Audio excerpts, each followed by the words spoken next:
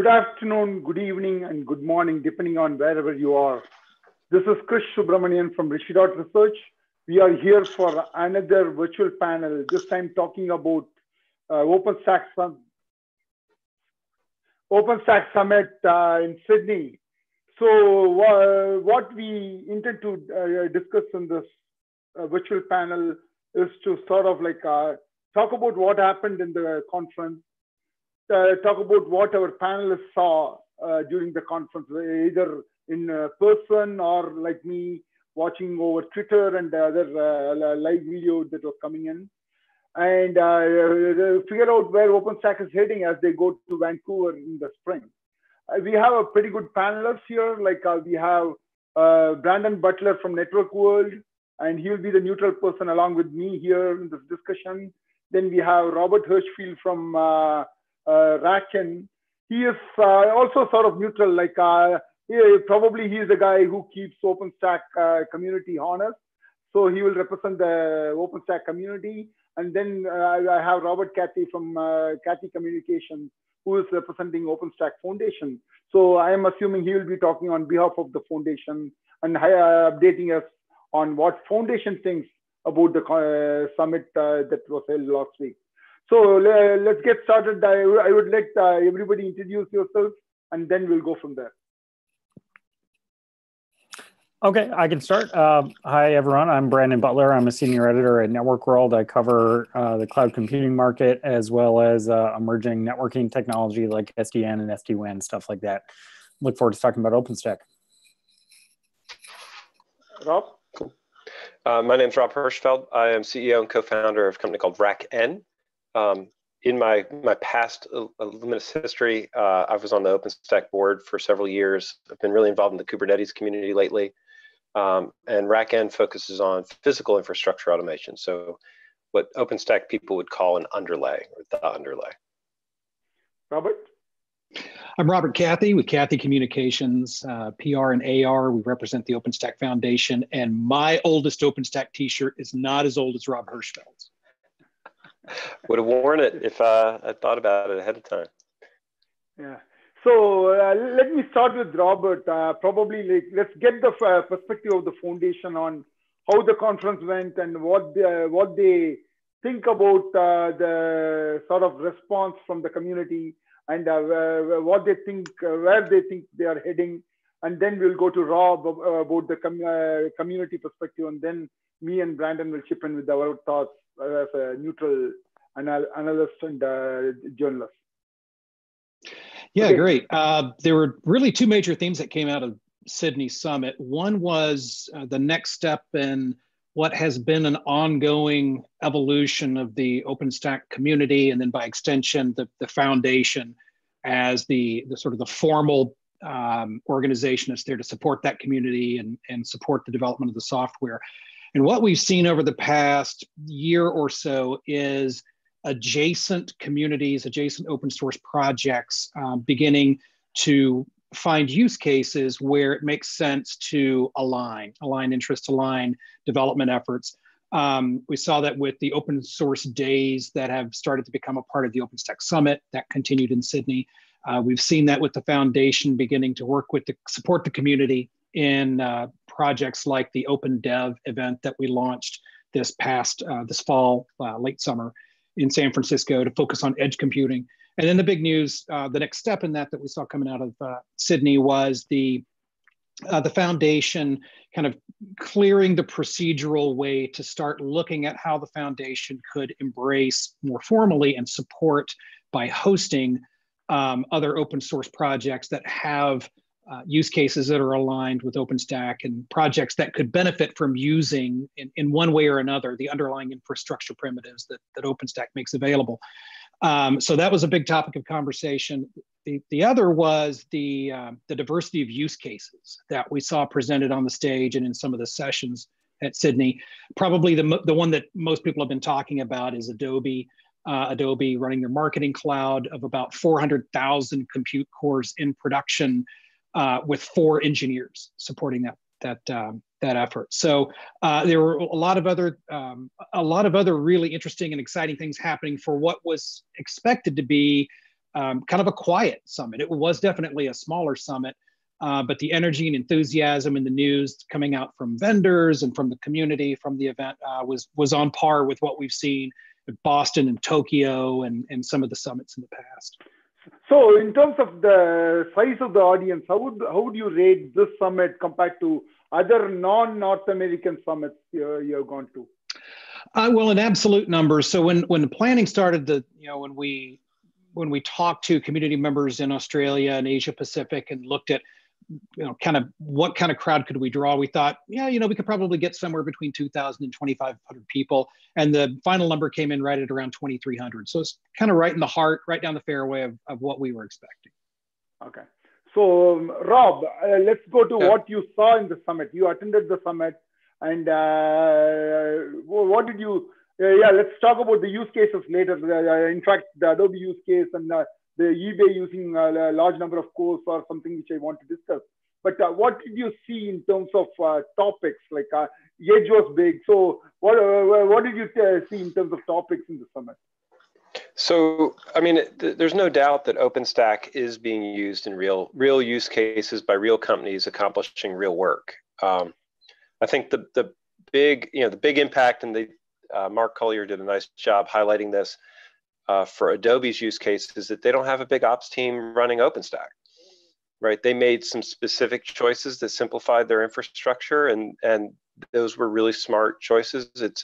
It's a captive, and this is the thing that's interesting, it's a captive infrastructure. So meaning they run a relatively small number of applications in a prescriptive way. And for them, OpenStack is very successful from that case. And if you look at a lot of the big OpenStack success stories, I think you'll find that they're relatively prescriptive. That said, I think that we've seen a degree of hosting companies creating a public cloud footprint. It's, and I talked to, at least 5 different vendors who are offering, cloud as a service through OpenStack. None of them, to be honest, super like, this is rocking it, we're printing money with it.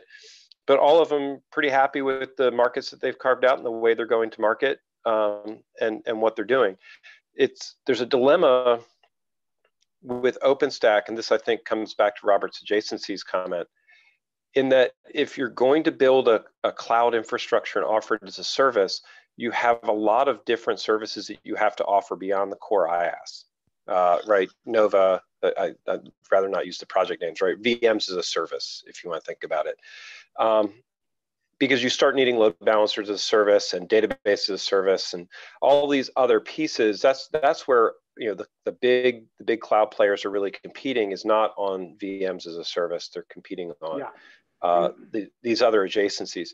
And what the challenge is, and this has been my frustration with Big Tent and OpenStack's attempt to sort of broaden out the market, is that you end up not having a competitive market in these cases, where you actually want the innovation and speed to create alternate, vendor alternatives for load balancer service and things like that. And it's a tension, because you want people to have a common API that's beneficial, but at the same time, and I've said this several times in the past for OpenStack, the common API for OpenStack, I'm channeling Randy Bias, I'm looking at you, Randy, the common API for OpenStack actually should have been Amazon. And so, yeah, go ahead. Right. And I don't think I know why we didn't do it. It's a hard thing to do. But the reality is that, and this was borne out in statistics that Jonathan presented, people who are using OpenStack are also using Amazon, right? That is the pattern. They're using Amazon for public, Amazon or OpenStack for private. And then we can talk about other workloads as we get deeper into it. Yeah. So in fact, you touched upon 2 of the topics I wanted to discuss today. One is about lack of higher order services in the public cloud using OpenStack, and the other one is the common API. So these 2 topics, we'll come back and touch upon these topics after we hear from Brandon on what he saw from this OpenStack Summit and how he feels about it. Sure.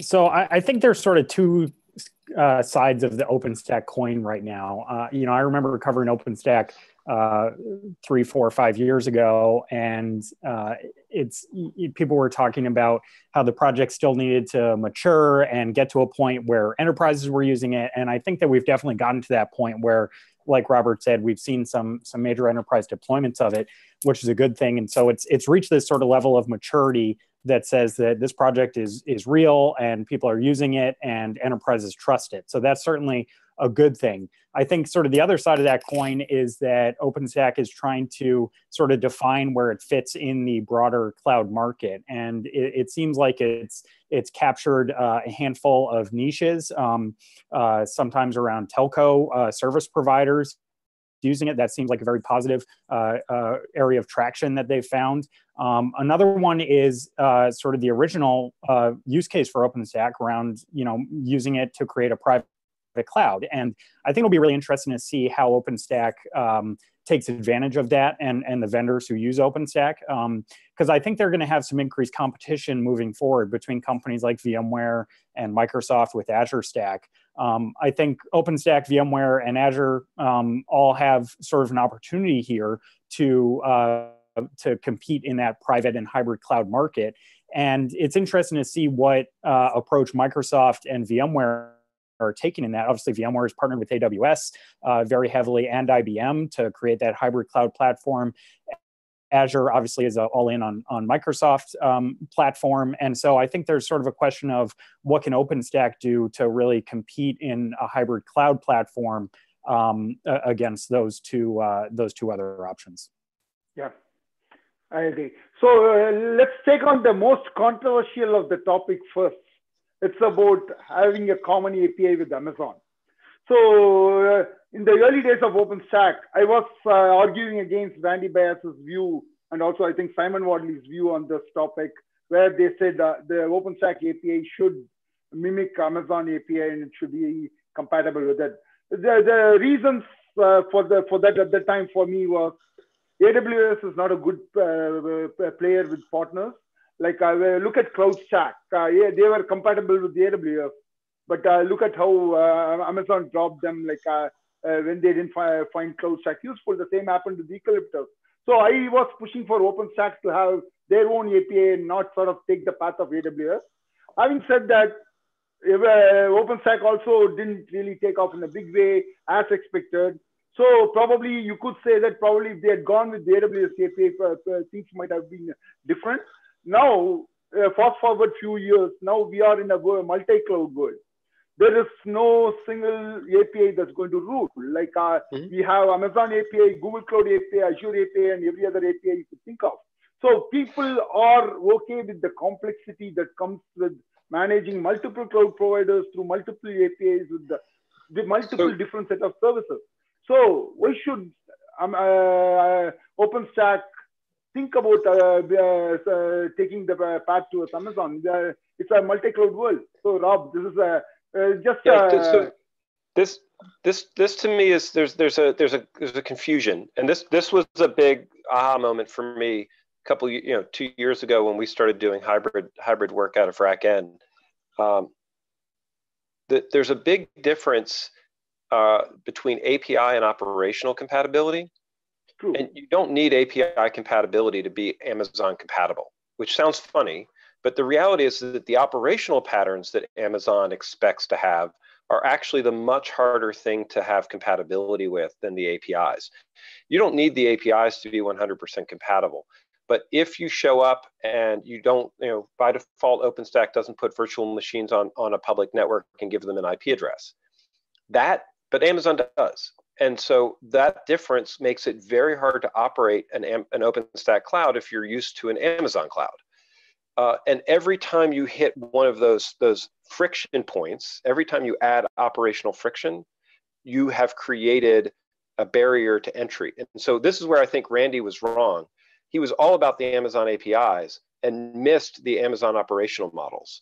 And so the extent to which we adopt, Robert's giving me a funny look, the extent to which we adopt Amazon operational patterns, it accelerates adoption, it makes things easier. The extent to which OpenStack decides, we know better how to operate a public cloud or a cloud in general, the more friction we create, right or wrong. we've made right decisions that I consider architecturally right or technically correct, but created friction for people. And I definitely agree about the friction part, operational friction part. But my point now is like, if I go back, I would say, yes, probably making it operationally compatible with Amazon is the right way for OpenStack to grow. Now we are where we are with the multi-cloud becoming the reality. People are going to face this kind of operational friction while embracing multi-cloud. So do you think does this matter anymore? Like, well, I think that the answer here could be that vendors who are using OpenStack can enable this functionality of integrations with Amazon if they want to. And, you know, maybe OpenStack does have a role in enabling that in the core code. But, you know, if Red Hat and SUSE and HPE feel that this is important for their customers, then can't they enable that themselves, whether or not the OpenStack Foundation does? This has been a driving problem. Yeah. For OpenStack in general, right? It's very loosely governed from that perspective. It's hard for a single vendor to add an architectural choice like that. And this is where I feel like we don't row together. I sort of like see it in a different way. For example, Brandon brought up the name of Red Hat. So why do we look at this compatibility issue as an OpenStack problem? Why not a third-party layer come up and solve the issue? Red Hat has something called CloudForms, which is supposed to solve these kind of operational headaches. So why should it be an OpenStack problem? Yeah, Robert or Rob, whoever wants to jump in. So Rob did a blog post earlier today that was actually really good summary of some of the things that happened at the summit. Oh, you're welcome. I told you earlier I'd give you a plug. So go check out the RackN blog and check it out. Now, it does a nice job of talking about making the differentiation between OpenStack the software and OpenStack the community. And this point about API compatibility and architectural compatibility, really, it's a community issue. The community decides the governance model that's in place, where are the development resources going to be allocated. And there's lots of politics, and there's lots of influence on that. That's, it's not like, smoke coming from the Vatican chimney and the Holy Spirit descends and we know what we're going to do. It's a messy process. But there's a Cloudify survey, and this kind of jakes up with what's in the OpenStack user survey as well. And they looked at about 700 enterprise cloud professionals and found that the most common two-cloud combination in a multi-cloud world is OpenStack with Amazon Web Services. So to some extent, there's architectural compatibility. Again, says the guy who's not an engineer. This is not a binary thing. There's degrees of compatibility, and is there sufficient compatibility at an architectural level to accomplish the business case that you're trying to accomplish? The market seems to be saying, yeah, maybe we're already there. Well, I think from a pure marketing perspective, if you look at who the major private cloud platforms are that OpenStack is going to be competing against, and I would argue that could be VMware and Azure Stack, maybe not now, but maybe in the future, then where are their sort of public cloud allegiances to? And VMware obviously has those, and Azure Stack obviously has those. And so it's sort of a question of where does OpenStack have its, allegiances, and where can you create these hybrid cloud platforms with OpenStack? And the answer to that may be you can do that with Amazon or any public cloud provider. But I think sort of having an easy answer for OpenStack of this is our hybrid cloud platform could benefit the project. Yeah. Cool. Let's now sort of shift gears and talk about OpenStack Passport program. Probably I would ask Robert to briefly talk about what it is so that people who didn't follow the news from the summit can understand what it is. And then I would love to hear from Rob and Brandon on whether it really makes sense to run a public cloud using OpenStack, especially when you are just going to when you are offering only the VM as a service and not many higher order services like Amazon or Google or Azure for that matter. So what I want to arrive at towards the end of this discussion is, if I'm a service provider using OpenStack to run a public cloud service, what I should be looking at to compete effectively, not compete against Amazon or Azure.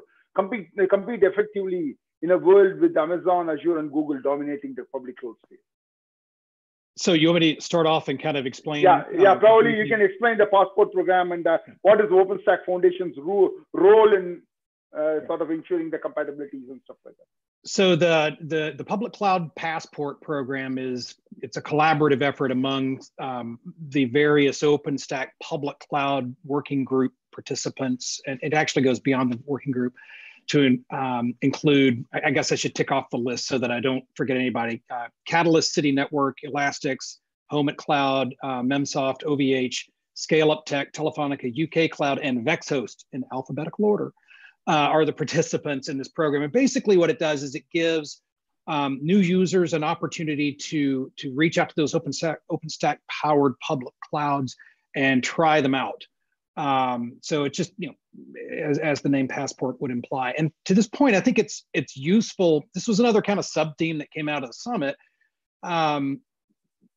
OpenStack powered public cloud it's a thing. It's not so much a thing in North America, but elsewhere in the world, it's become quite a thing. And there's 25 OpenStack powered public cloud providers operating in more than 60 data centers on 6 continents. So we've got everybody but Antarctica covered. And you can go to the public cloud marketplace at openstack.org, or you can go to the public cloud passport program site at openstack.org and learn more about those. So I'll let others comment, and then I'll come back to your other points, Krish. Yeah. Rob?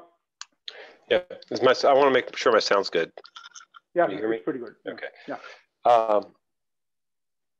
So, Robert's right. I mean, there are definitely people, especially outside of the U.S., who are making a go with OpenStack public clouds, and I think it's a reasonable thing. The interesting conversation that I had with somebody who's not in the Passport program, DreamHost, is that OpenStack public cloud for them is not just OpenStack public cloud. It's actually an infrastructure component for other things they build. And so the interesting component, we haven't talked about this at all, right? The OpenStack Summit tends to be the Kubernetes Summit, the Kubernetes Operators Summit.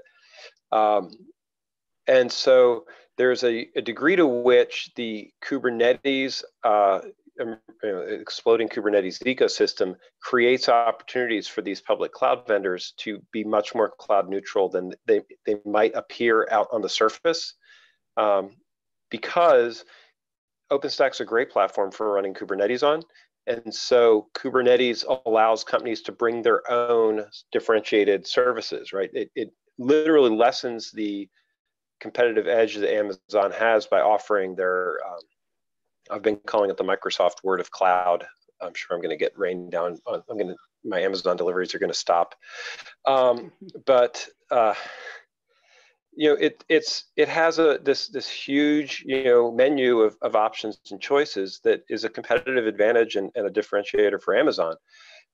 I believe that the Kubernetes community is going to build an ecosystem that takes a lot of that menu off the table from a competitive position. And so these OpenStack cloud providers will be able to expand their offerings using Kubernetes as a service layer in a very competitive way in the future, is what I see. So I do think it's a very real thing. I think OpenStack for these companies is important, and staying the course and keeping OpenStack stability is a big deal. And Robert mentioned something in passing that I thought was a significant piece, right? OpenStack is starting to form these focused working groups. So the public cloud providers collaborating together to establish norms and passport programs and things like that's a big deal. It's actually a really positive sign of OpenStack's maturity. Yeah, I definitely agree. I think sitting here in North America, we sort of get carried away by the noise around public cloud, hyperscale providers like Amazon, Google, and Microsoft. But if you go to Asia and probably some other places where these regional cloud providers matter, and I'm still trying to see how it is going to evolve. I agree. Kubernetes on OpenStack will be interesting in the public cloud space there. And I will also love to see how the other higher order services come in. So Rob, Brandon, so what do you think? Do you think OpenStack providers can compete effectively against AWS and Google, especially with the lack of higher order services in the DevOps or machine learning or anything else you can think of. So do you think there is a possibility? One thing that's piqued my interest is the success that OpenStack has had in the telco market and telco service providers, and how they've been able to use OpenStack as a platform for running network function virtualization deployments. And so I think that's something that OpenStack has not only embraced, but that they could continue to embrace in the future. And I agree with Rob that integrations with other open source projects like Kubernetes could be a differentiator for OpenStack, and running it on other providers outside of North America who might want to build a cloud platform. So those seem like two areas where OpenStack could have some opportunity in the future. Okay. Robert, you want to add to it? You wanted to come back and talk about it. So yeah. So just quickly, the word that hasn't really somebody may have said it in passing, but it hasn't been focused on is China. I was going to come there. So yeah, I would love to hear your take on the adoption in Chinese market, and also talk a little bit about how these companies from China are joining the OpenStack board and becoming gold members and all those things, and how it is going to impact the community in general. So I'd like to get your perspective there. Yeah, so Tencent got on stage and talked about their use of OpenStack. Tencent is, depending on whose numbers you look at, the 9th or 10th largest company in the world, and they're deploying OpenStack. China Railway, China Telecom. These are companies that had, the argument can be made that they had fewer legacy issues to deal with, and so had more of a clean slate to work with when they were making decisions about what kinds of agile infrastructure they wanted to deploy. And Brandon's right, telco has become a big use case for NFV management of virtualized network functions. AT&T, we're obviously an American company, has deployed OpenStack across nearly 100 data centers right now, and something, I forget what John Donovan's latest numbers are, but something like half, I believe it's more than that, of their mobile traffic now is managed on top of OpenStack. So telco and China are big growth areas for OpenStack. And those companies in China are taking a larger interest, a financial interest, in supporting the OpenStack Foundation and having that voice at the table. So we saw that. We made an announcement on, I guess, the Monday of the summit that Tencent has joined the OpenStack Foundation as a gold member. So we've got a full slate. By the bylaws now, we're capped out on the number of gold and platinum sponsors in the foundation. In fact, after the Boston Summit, we had the same virtual panel. I think some of the panelists talked about how people are going away from the OpenStack Foundation, and OpenStack Foundation may become irrelevant. But looking at the companies coming, I guess a lot's changed in 6 months, huh? Yeah. So there's a theme of OpenStack being dead, right? It's yeah. I also talked about OpenStack being dead and all that. And in fact, I clearly remember in the virtual panel, I think Ben Keeps or somebody pointed out to people running away from OpenStack Foundation. But this time, like with Tencent and all the big companies from China coming and joining the foundation, I think it has got a new lease of life. So Rob or Brandon, you want to take a stab at it?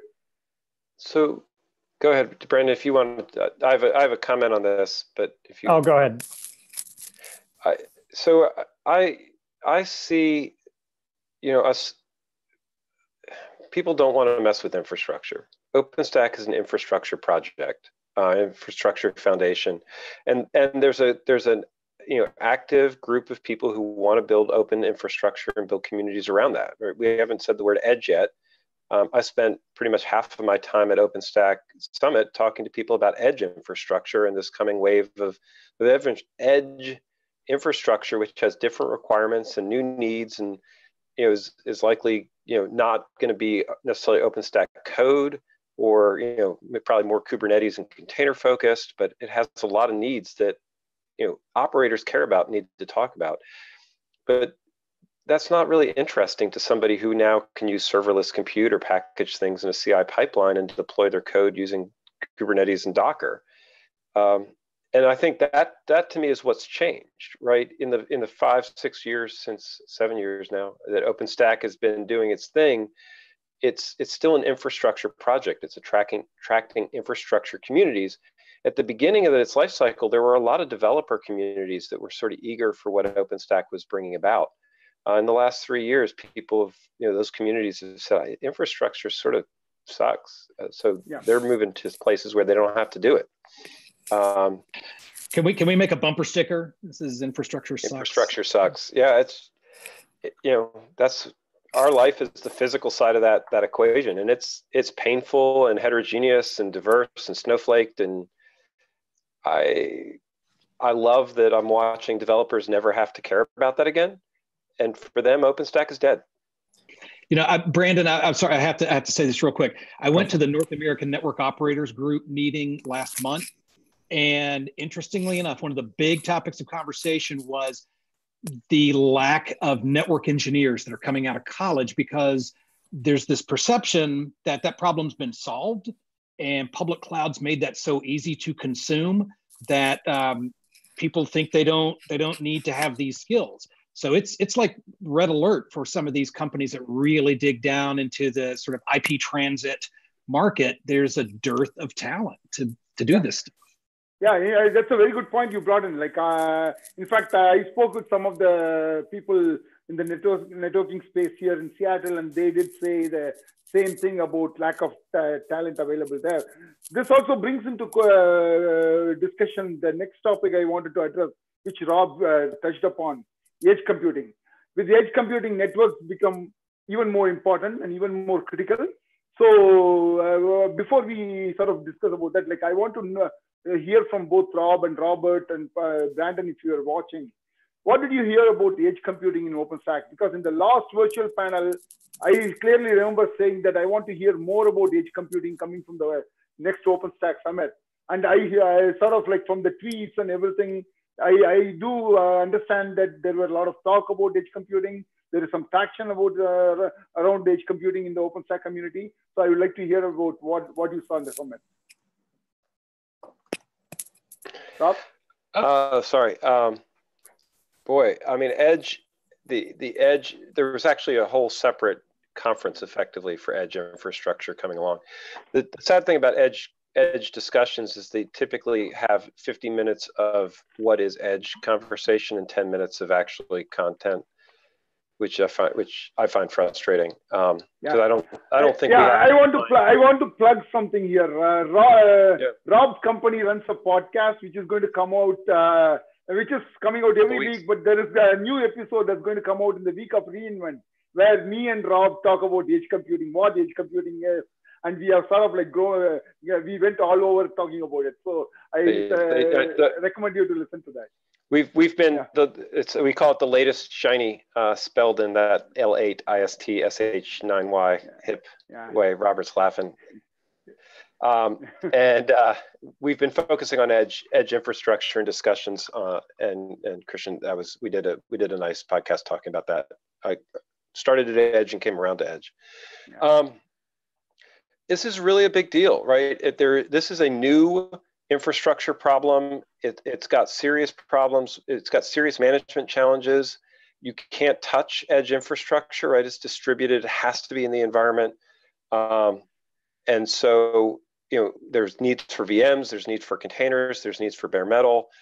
And the companies that are trying to get this edge infrastructure spun up, which starts with the telecoms, but includes pretty much anybody who's doing IoT and retail, transportation, the markets are just insane, has really concrete, hard to manage infrastructure problems. We're not going to all tie every device back to the Amazon cloud and then back into the field. And even Amazon knows this, right? Azure Stack for Microsoft, Greengrass for Amazon, are all these places where we're starting to push compute into the environment, and then try and figure out how to manage it. And so far, we're really trying to find whatever tools we have available for it. It's hard. Yeah. It's a hard problem. Yeah, I understand it's the edge discussion in the OpenStack community is still at the early stages, but hopefully by either Vancouver Summit or maybe too early to expect that, but before the next fall summit, I would expect to see some use case like Azure Stack's cruise line use case. I think that will be really awesome to see from OpenStack community. So the thing I would watch in this, which I think is probably the best advice, is people are doing real work.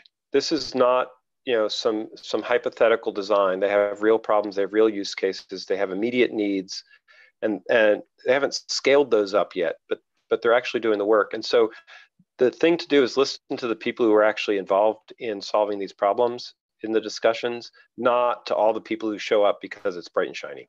Mm-hmm. And the telcos have this problem. They already know they have this problem.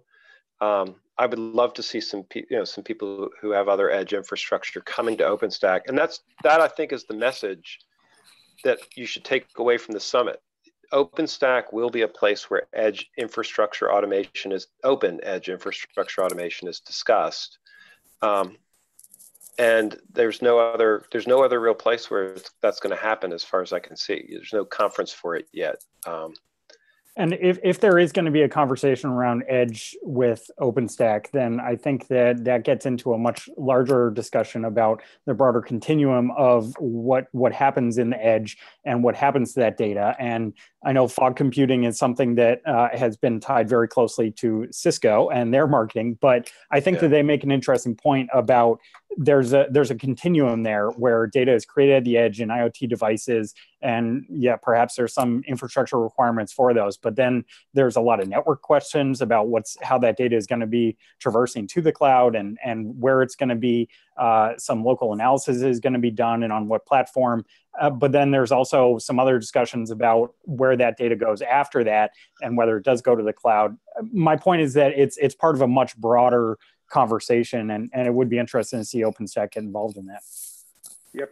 I think now that it has become clear that OpenStack Foundation is not going away and they are like infused with enough cash, I think OpenStack community should become the community for having talking about edge and creating open infrastructure for edge use cases. And this comes back to my concern in that blog post. I felt this really strongly in the OpenStack Summit, and I tried to keep my mouth shut. You can't start that conversation by trying to figure out how Nova fits in the edge. It's very likely that these edge use cases are not going to start with OpenStack as a plunk it, trim off the corners and stuff it into an edge infrastructure. I'm sure there are use cases for the code base, but it's not designed for those use cases. And so I think OpenStack as a community has to get over the fact that this isn't a conversation about how Nova works in an edge environment. So I'm curious, Rob, did you hear many conversations taking place about how edge can start with Nova? Every single time. Wow, that's interesting. It ends up, it takes about 10 minutes. We have an argument about what edge is, and then people start saying, well, how does Nova fit in the edge? And then the conversation devolves into a mess. And I think that Nova's not, this is the reality. And Michael Stills was up at the Open Edge Dev Conference saying exactly, it's not designed for this use case. It might be adapted to it, but it might not be the right fit. It's designed for hundreds of servers. And so putting it into a 1 or 10 server use case where you have to completely manage the infrastructure by remote, by the time you fix Nova to fit that environment, it might not be Nova, right? Now we're back to operational patterns, right? Yeah. So what do you think is going to be the Nova replacement there? Do you expect a new project popping up to sort of like solve that purpose, or do you expect the community to sort of chip away unnecessary parts of Nova and components of Nova and make it small enough to fit that use case? So what do you think? The reality is we're going to start with Kubernetes, and we're going to build around Kubernetes for these edge use cases because it's small enough, it fits, it's pretty universal. how VMs play in that mix, it's not clear to me if they're under Kubernetes or adjacent to Kubernetes or managed by Kubernetes. But remember, and there was a final panel on this that I thought was really good. And I'm not going to get everybody's name right, so it was Beth Cohen and Chris Price and Ian Wells, and there's one other gentleman on that panel, maybe Robert. I need to pull it up. But it's not a come as you want cloud. OpenStack was designed for people to go consume OpenStack elastically in dynamic ways where you didn't know what the workloads were going to be. Most of these edge infrastructures are not going to be credit card transactions. I want to run my container on the edge. They're going to be commercial relationships that are very stable, where a known workload that's been tested in the cloud is rolled out to thousands of edge data centers. And it's a different model. It's a different commercial transaction. The people who own that infrastructure, it's going to be very different than either the private cloud use case, which is a single enterprise, or a public cloud use case where it's general purpose compute. Now that said, it's the perfect conversation to have in the OpenStack community, because that community understands the operational problems. We just have to understand that the use cases that Nova was built for don't map directly. Yeah, I mean, edge is not one thing. There are lots of use cases at the edge, not just one, as you're pointing out. And it's interesting because I don't hear a lot of people saying virtualization is where edge needs to start at all. I mean, we hear those conversations starting with Kubernetes. And maybe there are other components of OpenStack that might play a role there. Again, this is not the conversations I'm hearing in the community have more to do with what are the components of OpenStack that make the most sense to solve a particular problem at the edge, and don't bring preconceived notions of how compute ought to be done. But it just could be a function of who we're talking to. So, well, and as those conversations about edge computing in OpenStack do ramp up, I think that they're going to be going up against other competing talks from companies like Amazon and Microsoft and Cisco, which I think have some compelling things to say about edge computing, particularly Cisco with all of its networking background, and Amazon with, I know Rob had mentioned Greengrass. And, I think that there are some compelling use cases from some of those other providers. So OpenStack, I think if it wants to play an edge, would have to define exactly what its role would be. Absolutely. Okay, and I think another important topic which I wanted to discuss is about Adobe's talk in the summit. Adobe talked about how 4 people are managing 400K cores or 500K cores. And then we have eBay talking about this operating at a scale with OpenStack. And Adobe, in their keynote, they talked about much better ROI. I'm assuming that's compared to their public cloud use. So if OpenStack is giving a much better ROI than, say, public cloud, so why is media and pundits not talking about that? Like, why is everyone saying public cloud is giving a much better ROI? I agree, in certain scale, public cloud gives a better ROI. But if Adobe can achieve the much superior ROI, why can't other companies look at OpenStack or even some other private infrastructure which can give that kind of ROI? I'm looking at Rob's Rack-N offering, which could technically provide an infrastructure at a superior ROI because they simplify a lot of problems. So similarly, OpenStack is one platform which everybody is using. Why is media not talking about it? Let me talk with Brandon. I feel like we are starting to hear that public cloud is not the be-all, end-all, and the only place where you can save money if you want to, run. If you're talking about infrastructure, so I feel like a couple of years ago there was this idea about the public cloud is going to save you a lot of money, but I think that as the public cloud is getting used more, you're hearing more stories now about companies bringing workloads back on premise versus, completely lifting and shifting them to the public cloud. And I mean, it's obviously clear that it's a hybrid world. And so I feel like if there is a perception that it's diminishing, that the public cloud is no doubt cheaper. And, I think it gets back to what type of workload you're running and how variable it is and things like that we've heard for a long time. The 30 to 50% number is one that we've heard a lot. It seems to be a pretty typical range. There need to be some consistencies operationally in order to, it seems to be to among the companies that are achieving those numbers. If you've got a workload that runs in a fairly steady state, it's consuming about the same amount of resources over a long period of time, you're going to get clobbered in the public cloud. Public cloud has decided to spin resources up and down quickly and not pay for those resources when you're not using them. But if you're running pretty steady, a private cloud option probably makes sense. One of the things we've seen the community do, especially the vendor community, is make OpenStack much more easy to consume than the traditional consume trunk DIY distro approach. Companies like Rackspace, companies like Ormuco, companies like Platform 9 have done a nice job of bringing offerings to market that let you consume the software without necessarily having to touch it or operate it. And obviously, you're paying somebody else to do that, so that eats into the profit or the savings a little bit.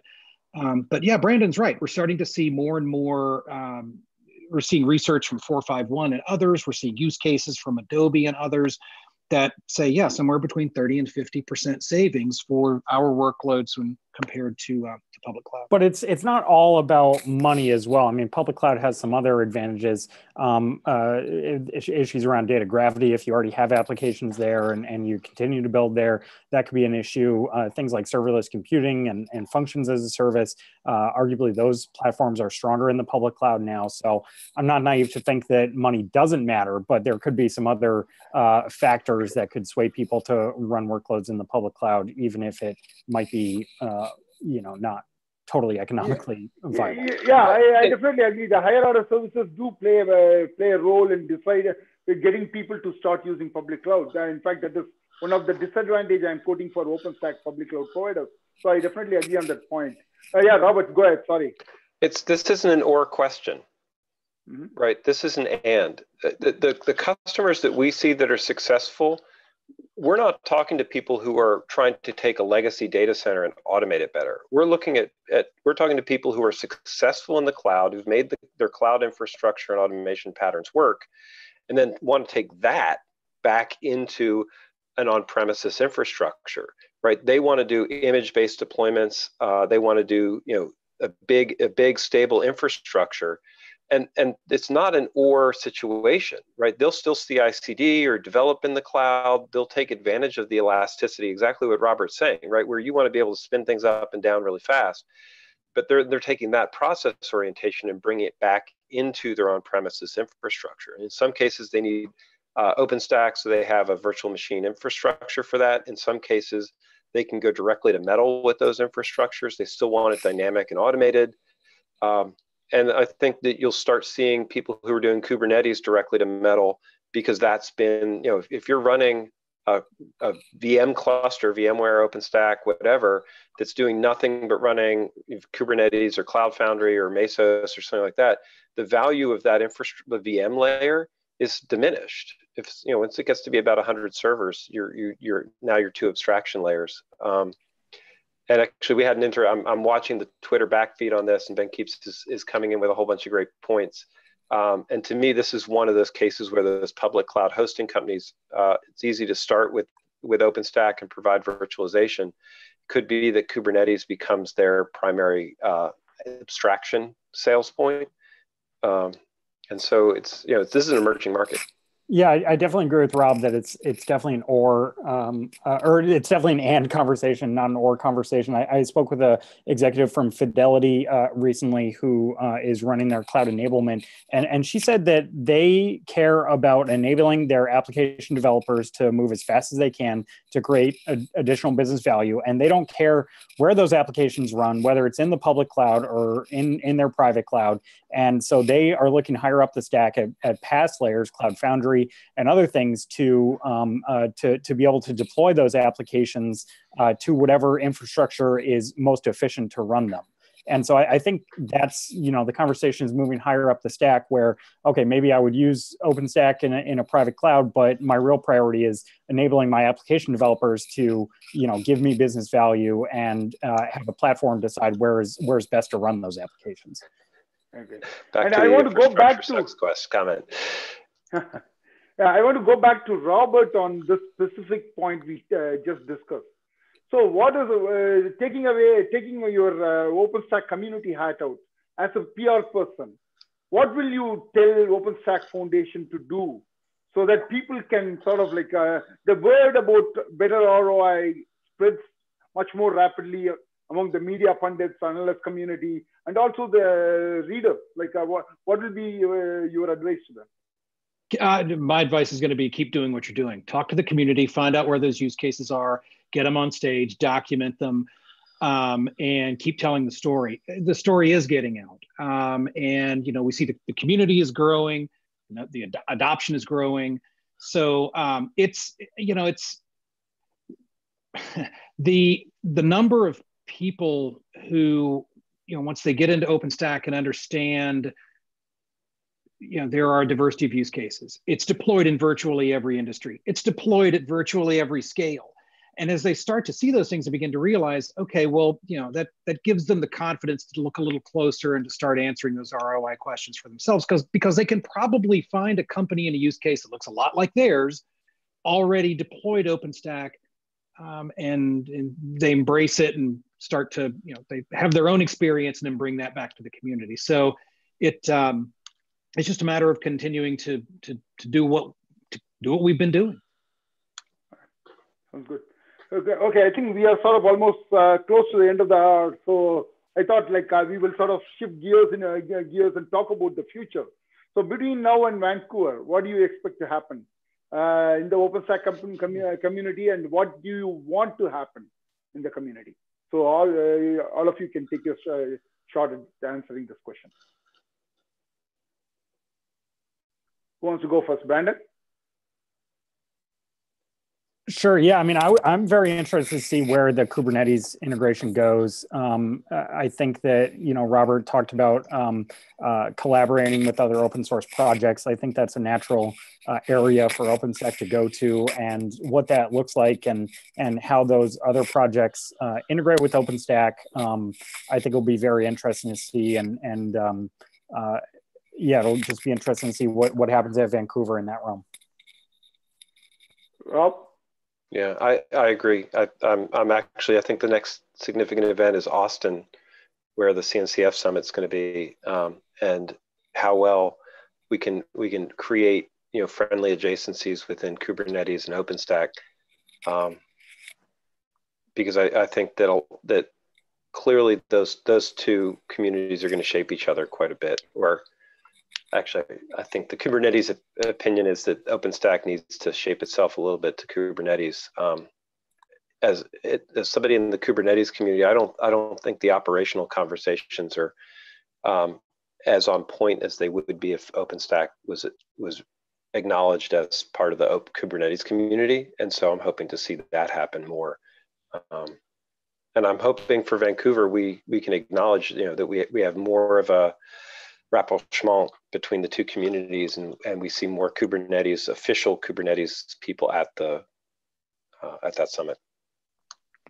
Yeah, it's actually, this points at a reality in the infrastructure space, and it's that it's really hard 6 months out to say here's what's going to be happening at the next summit, because so much intervenes. This is all moving so fast that it's kind of like, ask us this question in February.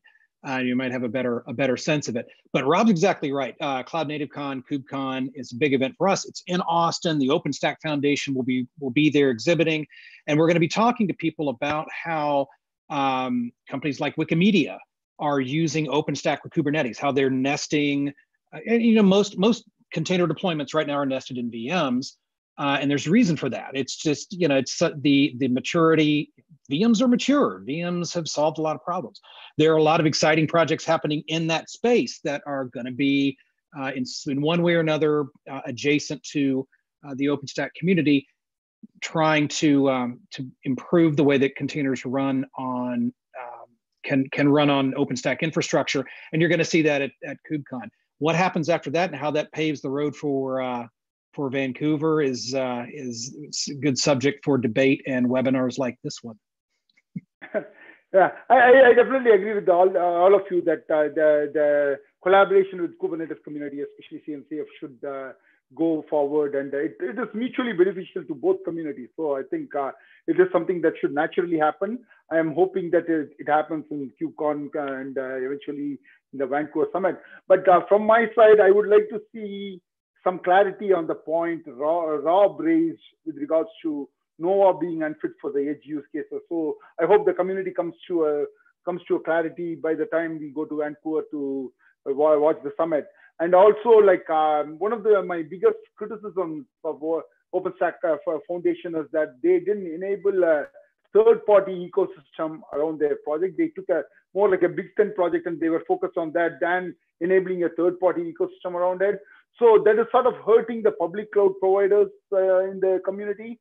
So with the passport program, it's a very good start. So to empower the public cloud providers, I would expect the foundation to take a more proactive role in enabling third-party communities so that these public cloud providers can go to their customers and say, it's not just infrastructure, we have VM as a service. We have a partnership with these third-party providers to provide a comparable service to AWS or Google Cloud or Azure. So the foundation is in a good position to enable that kind of collaboration with third-party vendors. I would expect the foundation to do that. So it was a great discussion. Thanks everybody. And we will come back again after Vancouver and take stock of what has happened. But in the meantime, let's keep our conversation going on Twitter, mailing lists, and wherever you want to do it. Thanks everybody. Thanks, Chris. Thanks.